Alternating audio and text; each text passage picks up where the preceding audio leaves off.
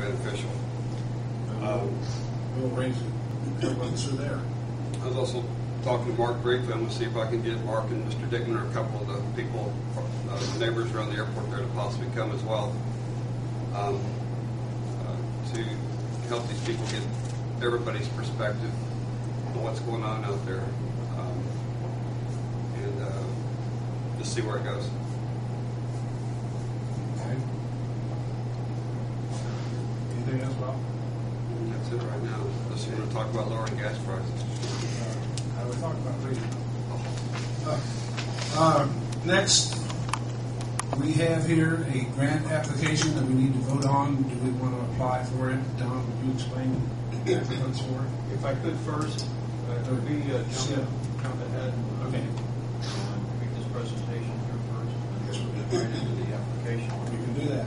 I have with me Susan Zeller from Aerofinity, who was worked with us on getting the forecasting prepared and submitted to the FAA, which the FAA did approve. The forecast for the length that shows, which I've been mentioning in the past, the length that shows is roughly 400 feet. And if I can, I ask that Susan give you a short presentation on the forecast.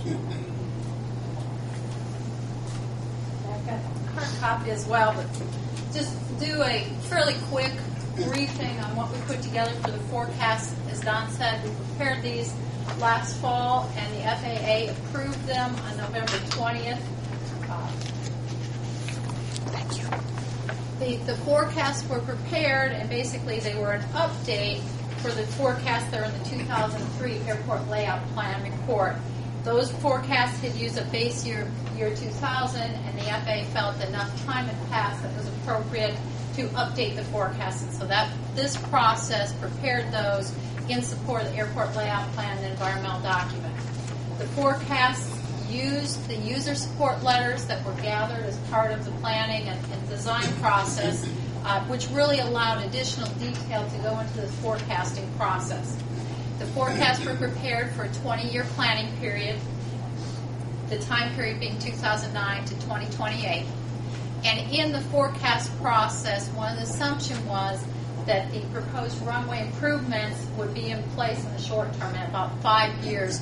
So when you see the forecast, you'll see there's a point about 5 years out where operations increase, and that's correlated to the fact that there would be additional runway length available that could accommodate additional users.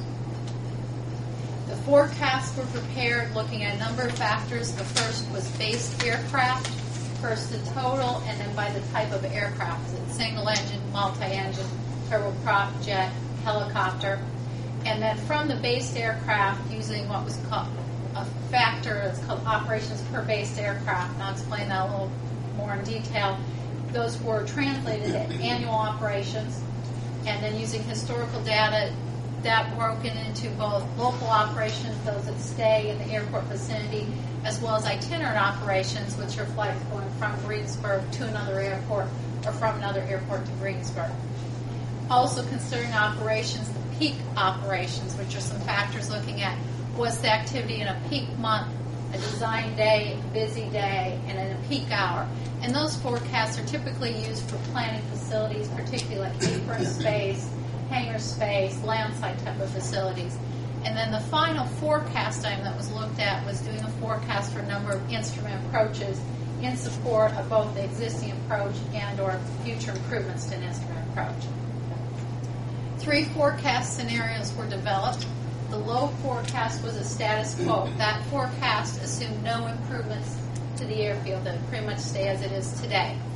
The base forecast, or baseline, short, we used to call it base, assumed the improvements that were proposed and took into consideration then the user support letters that documented use that would occur on a longer runway length.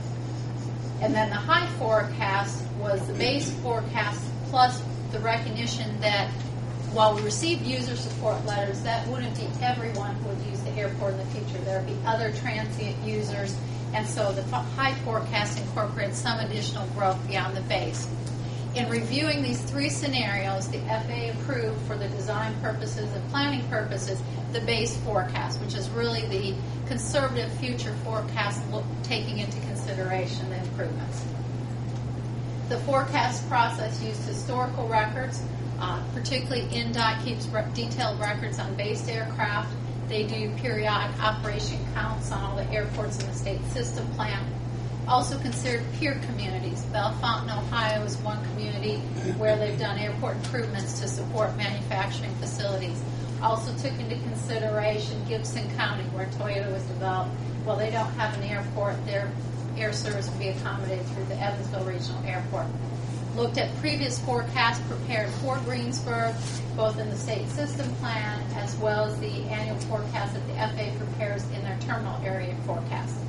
Considered the service area, the counties that Greensburg Municipal Airport serves, as well as looking at the other airports in the area and the local socioeconomic factors. To determine what's the best historical data to look at to project forward, we looked at the historical records, and these are all the INDOT records, and the INDOT data went up through 2007. 2008 data was available from the National Aircraft Database, which is coordinated with the airport managers, and so that was it was a different data point, but gave us a current point. One of the things we found in using that is that there is some INDOT defines base aircraft as any aircraft that's at an airport for at least 60 days, whereas the FAA is trying to assign aircraft to just one airport at a time. So there's a difference about 6 aircraft, and in working with Bill identified that there are some aircraft that move to Greensburg seasonally that are based at private fields. And so what we were able to do in the forecast is use the current data as a data point that excluded those, and then make an adjustment across the board looking back historically so we could use historical trends but translate it into current activity. From the historical records and the different factors, there were 3 forecasts that were considered viable, meaning they were both reasonable, statistically significant, as well as basically making common sense. The 3 that were reasonable was using current market share, which was the 2008 number of based aircraft compared to the national number of based aircraft, general aviation based aircraft, and projecting it forward assuming a constant market share. A 10-year adjusted trend, and the adjusted is taking into account the seasonal aircraft, taking those out. So you're just looking at full-time aircraft. And the trend, as in the previous slide, had shown over the last 10 years, there's been a slow growth trend.